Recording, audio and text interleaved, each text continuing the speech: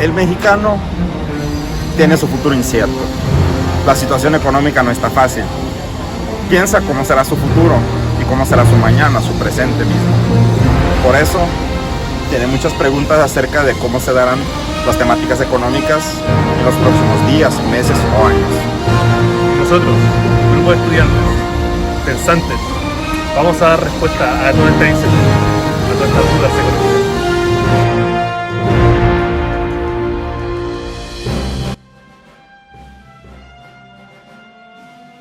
Respondiendo a tu pregunta de por qué los economistas no ayudan al país a salir de la pobreza.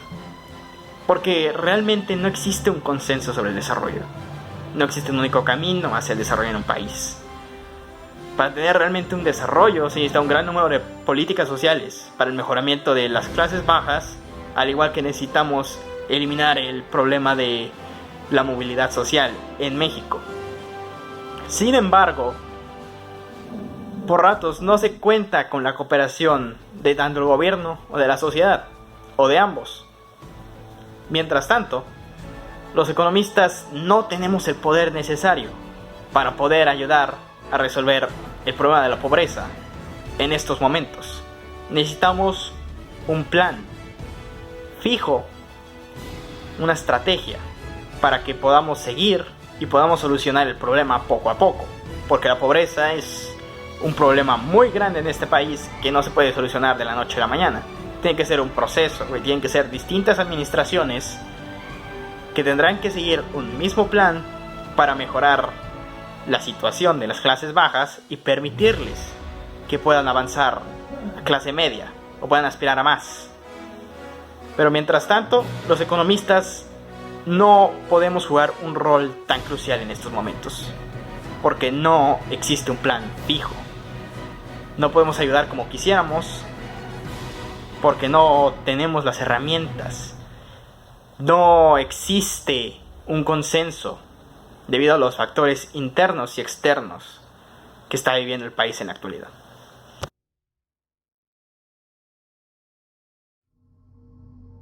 Viendo tu pregunta acerca de por qué usamos el pasado para resolver los problemas del presente y quizás del futuro, es bastante simple.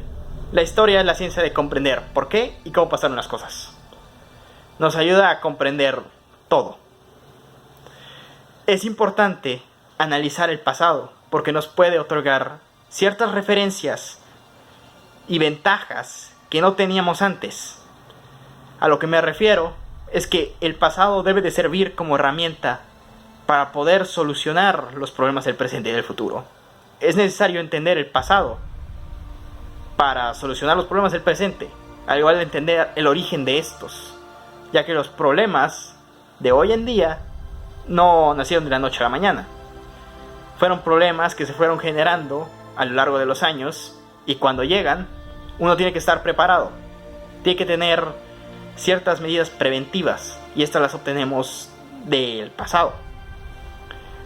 Al fin y al cabo, no se puede comprender el futuro, mucho menos el presente, sin entender el proceso de construcción histórica de los hechos.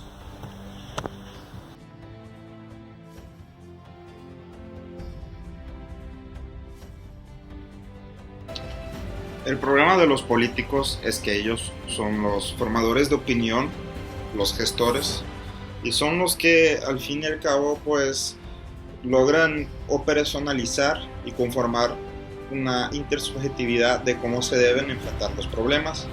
Entonces es natural que ellos sean los responsabilizados en la hora que algo salga mal. Pero la verdad, los actores de la economía somos todos y todos tenemos influencia en lo que hace un político, justamente porque nos encontramos en un régimen de democracia representativa.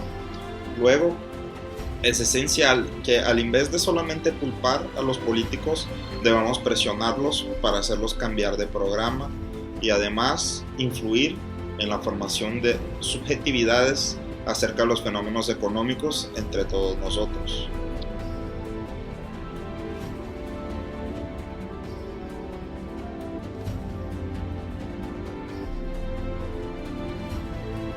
En México las estrategias ideales para atacar el problema de la pobreza serían pues variadas. Básicamente lo que hay que atacar a priori es la precariedad del mercado laboral.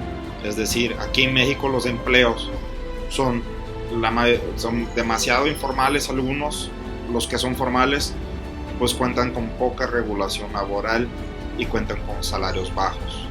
De hecho es lo que hace México un país atractivo para la inversión extranjera, justamente su mano de obra barata. Atacar este problema es difícil, pero se puede aumentando la presencia del Estado y la presencia de regulaciones, además de fomentar los movimientos sociales para que pues puedan reivindicar sus derechos laborales. Esto pues pasa por la cuestión de también pensar un México más autónomo, más soberano frente a los capitales extranjeros que a veces parecen controlar la economía del país. Entonces, además del mercado laboral, debemos pensar también en la distribución de renta. La distribución de renta es algo esencial para la pobreza y esto se debe hacer a través de la distribución directa, pero no solamente, sino también adoptando políticas públicas para que las personas puedan igualar sus condiciones de oportunidades. ¿Cómo se hace eso? A través de la universalización de la salud y de la educación pública. Entonces se debe universalizar esos servicios públicos, distribuir renta y cuidar también el ambiente laboral. A través de esto se puede causar un efecto de derrama de bienestar social. Y se debe hacer eso justamente para poder atacar el problema crónico de la pobreza. Pues como muchas personas nacen pobres, tienen sus hijos y son pobres, sus hijos tienen que entrar a este ambiente precarizado sin ninguna condición de seguridad social para aumentar un poquito su ingreso. Y esto culmina por perpetuar la situación de la pobreza.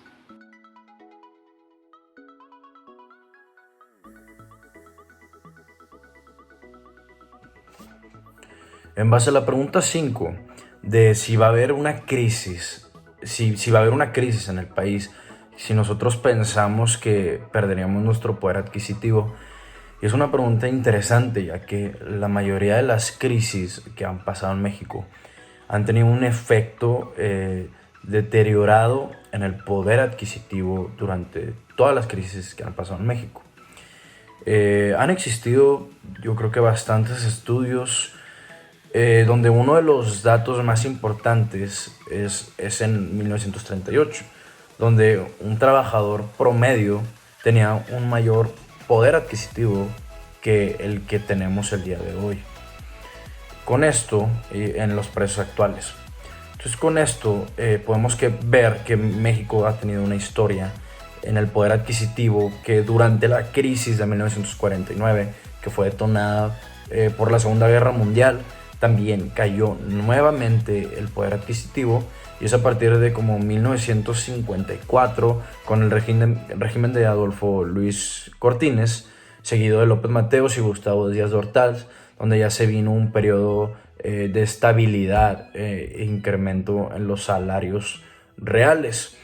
Sin embargo, este fue fomentado por el milagro mexicano, que fue muy basado también en el petróleo que sacaban aquí en México. Entonces se puede ver que fue como una solución temporal hacia el problema del poder adquisitivo. Y es a partir de como 1972, en el sexenio de Luis Echeverría, que inicia una década marcada por incrementos que eran ficticios del salario, que era también acompañado de una gran inflación galopante que se prolongó por 6 años, que duró hasta el año 2000 con Vicente Fox, y que las medidas impuestas en el sexenio de Ernesto Zedillo también empezaron a controlar la inflación, pero al mismo tiempo se olvidaron de actualizar el salario, que prácticamente se quedó congelado por 12 años. Entonces podemos ver que este análisis más o menos detallado de 84 años nos muestra con claridad que a pesar de las crisis externas que afectaron a la economía nacional, la única etapa en la que se pudo sortear sin problemas a crisis y aún así se pudo crecer fue cuando se cuidó el incremento de salarios y el poder adquisitivo de la gran masa trabajadora.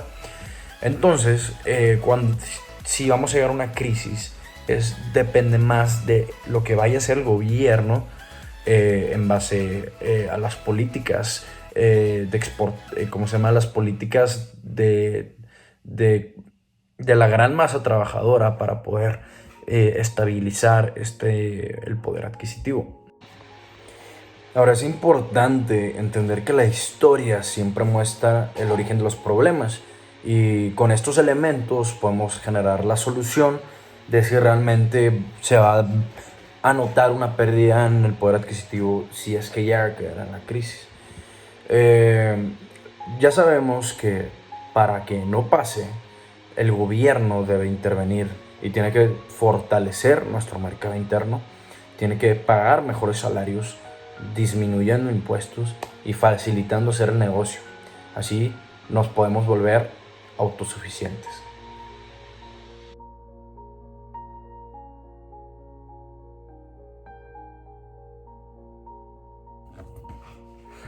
En base a la pregunta 6 de por qué México sigue siendo considerado como un mercado emergente a pesar de que ha tenido una tasa de crecimiento negativa en el PIB, esto es principalmente porque México es una economía muy grande, una de las más grandes de América Latina, con una población muy grande, muy trabajadora, y primordialmente porque es vecino de Estados Unidos, que es la potencia más grande del mundo, y tenemos un comercio impresionante con ellos.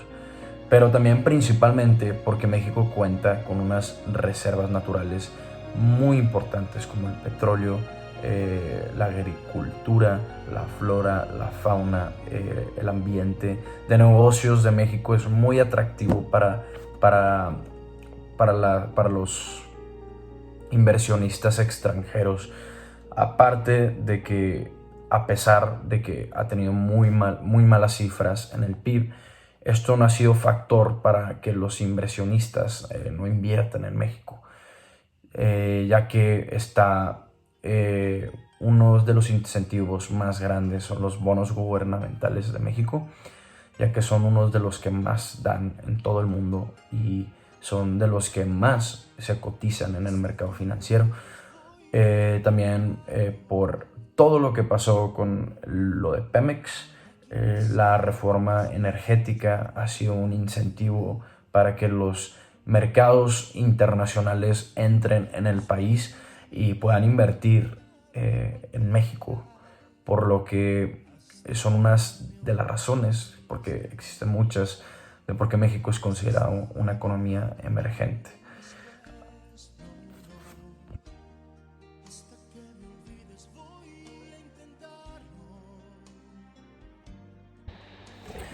En base a la pregunta 7 de cuáles son las políticas públicas que consideramos eficaces ante una eminente recesión de la economía global y cuáles de ellas identificamos que ya han sido parte del gobierno.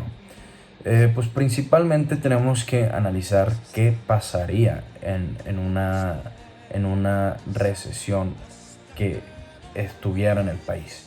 En primer lugar, se aumentaría el desempleo de larga duración o estructural, y ya hay que recolocar a los desempleados en sectores o empresas en expansión diferentes en aquellos en contratación en las que trabajaban.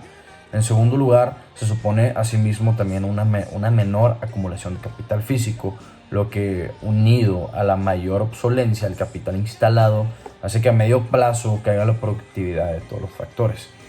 En tercer lugar, el efecto combinado de ambos efectos implica una caída de tasa de crecimiento y de nivel del PIB potenciales, pues claramente. Ahora, lo que tiene que hacer el gobierno, una de las políticas que tiene que implementar, en primer lugar, tiene que reformar algunas políticas actuales que se resistan a las presiones proteccionistas, como la de Estados Unidos hoy presente, de los ya establecidos. Las crisis tienden a producir una reestructuración de las actividades económicas, tanto entre sectores como dentro de cada sector, que aumenta las productividades. Asimismo, también se deben de evitar los mercados laborales que reduzcan el crecimiento potencial. La experiencia de otras crisis pasadas muestran que los mercados laborales segmentados con una elevada protección de los, entre comillas, insiders y una baja protección de los outsiders, ha conducido a elevadas tasas de desempleo estructural y a marginalizar a las mujeres y a los jóvenes del mercado del trabajo. También hay que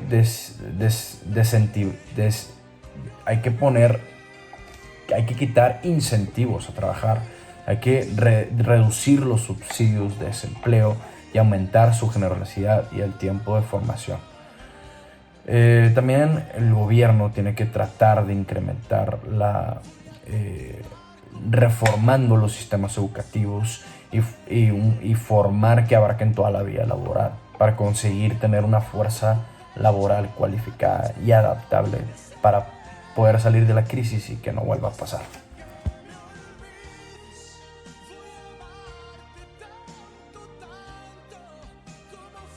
Respondiendo a tu pregunta acerca de la mejora de la economía solo se basa en el consumo. No, la mejora de la economía no solo se basa en el consumo, aunque es uno de los factores a considerar, no es el único. Esta depende de otros factores que igual benefician a la economía. Estos factores pueden ser la producción de bienes y servicios. Si no se tiene una producción deseable o buena, no se va a tener una verdadera mejora en la economía del país. Al igual que necesitamos atraer inversiones tanto nacionales como extranjeras. Es por eso que el gobierno pone tanto empeño en que inversionistas de Estados Unidos, Alemania, Corea, Japón lleguen a México e inviertan aquí para ayudar a la economía nacional y obtengan los beneficios de participar en esta. De igual manera, el consumo igual puede ser dañino para un país si se hace de manera desmedida. Si no existe un control en el consumo, puede traer consecuencias catastróficas.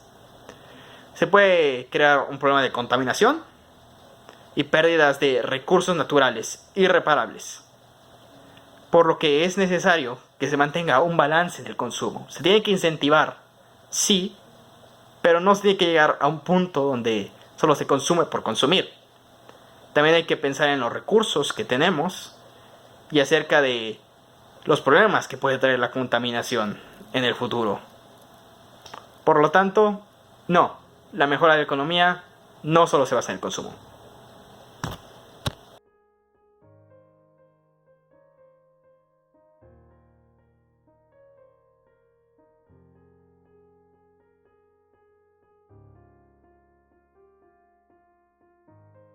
La decisión sobre si el ahorro beneficia o perjudica una economía dependerá del estado de esta misma, ya que presenta pros y contras. Por una parte, el ahorrar en las familias permitirá un aumento en la inversión, debido a que el dinero que no va destinado al consumo se utilizará en los bancos y con ellos se reinvertirá, aumentando el PIB y el bienestar de una economía. Por otra parte también, el ahorrar disminuye el consumo y esto también puede ser perjudicial para el PIB. Desde una mirada de las empresas, el no ahorrar puede fomentar el consumo y la inversión en desarrollo y tecnología. Esto puede fomentar en un aumento en la producción y el bienestar de la misma empresa y con ello el aumento del volumen de ventas, tanto por exportación o por el consumo de las mismas familias. Lo anterior puede reflejar en un aumento en la eficiencia de los factores productivos, en la investigación de nuevos nichos, el aumento de trabajo con ello y las posibilidades de mejora de un país. Y eso solamente por el hecho de que no ahorraron y decidieron reinvertir y consumir en su propia empresa. Por lo anterior, es importante siempre tener presente todos los factores posibles que pueden incidir en estas decisiones.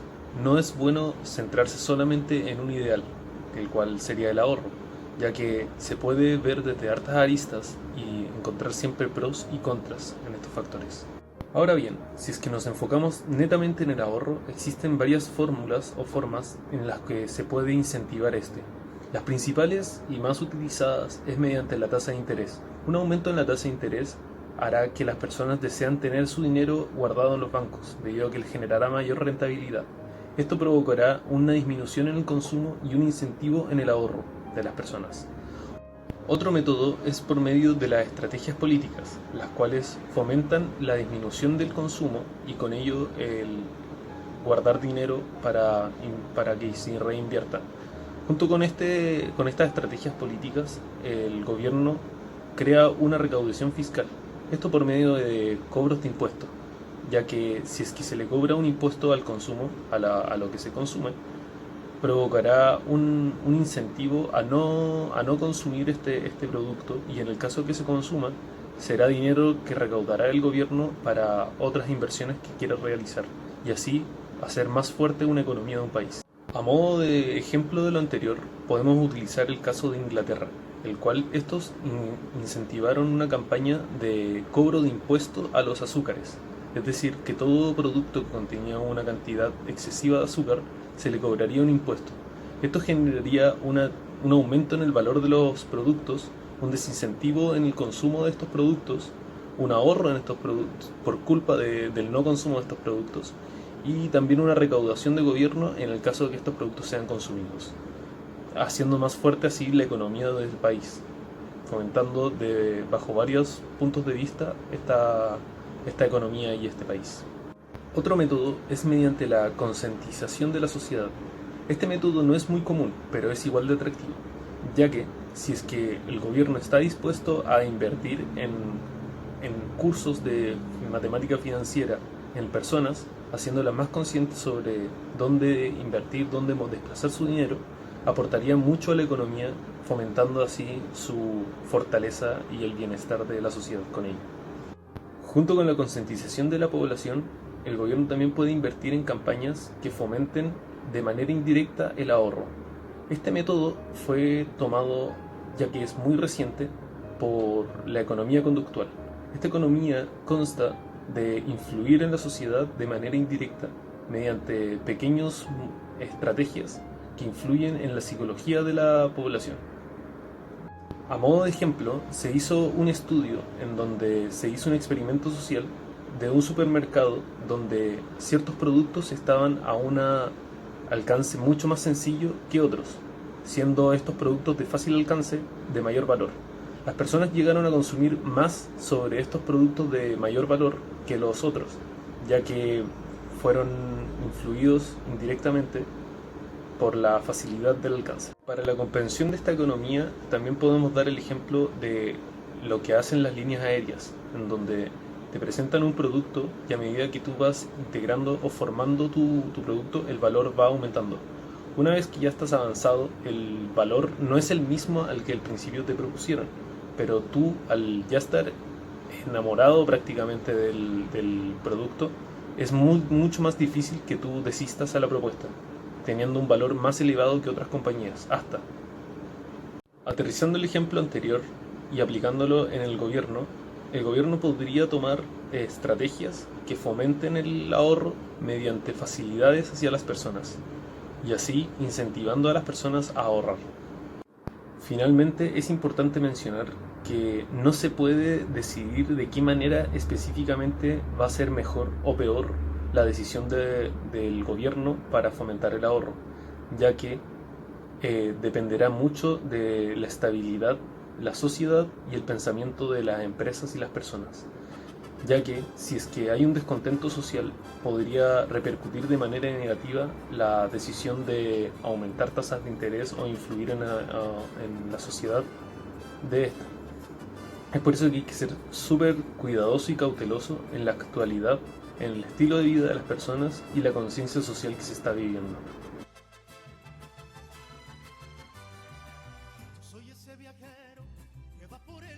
La cuestión del libre comercio es algo bastante interesante, pues es algo que se debe discutir.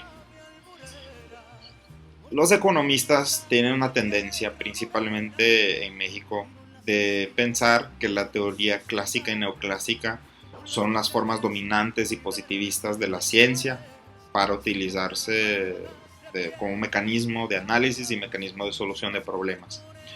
Aún así, muchos parecen olvidar que hasta Adam Smith, en su libro Discursos de la Jurisprudencia, reconoce que al un pobre hacer negocios con el rico, obviamente el rico saldría con más ventajas. Esto pasa también en México. Cuando se habla de México y entrando a una zona de libre comercio, hay que ver con quién es de esta zona de libre comercio. Obviamente, si México la tiene con Estados Unidos, como es la actualidad, pues la puede llevar de perder, porque Estados Unidos es un país más fuerte, más poderoso, que puede defender más sus intereses y sacar más provecho de la situación de subdesarrollo de México. Ahora bien, la cuestión de los aranceles es una medida importante. ¿Por qué? Porque permite la defensa de los tejidos productivos nacionales, que al fin y al cabo es lo que garantiza el empleo, la formación de capital, el pensar, la formación de capital, la innovación nacional y también el desarrollo de una estructura productiva que sea diversa, que pueda hacer de México un país más autónomo, más soberano y menos vulnerable a choques externos. Entonces, dependiendo de cómo se utiliza, sí pueden llegar a ser interesantes, y es interesante que se apliquen a algunos sectores clave de la economía mexicana.